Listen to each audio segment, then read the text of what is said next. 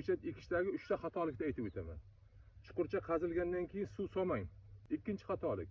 Buni ko'chatni yosh ko'chatni tagiga gung solmang, gung.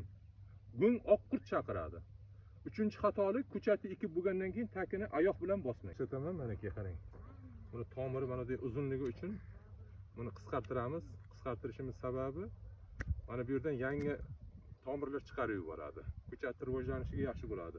Avval mana bir qo'yib ko'ramiz. Mana emin erkin tushdi ko'chat.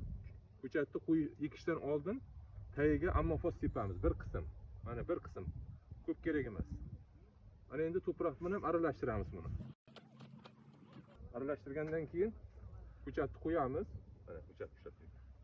Ko'chatni qo'yamizda to'proqni tortamiz mana. Mana bo'ldi.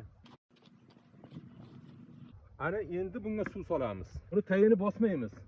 Daraxtni tagini bosmaymiz ko'chat ekkandan keyin. Agar daraxtni tagini bosaydigan bo'lsak, ana bu sancha bo'lib qoladi. Ham qotib qoladi, suv tomirga yaxshi olib bormaydi. Ana bu suvni quyganimizdan keyin mana qarang. Mana shunday loy qilib tomirga yopishtiradi uni.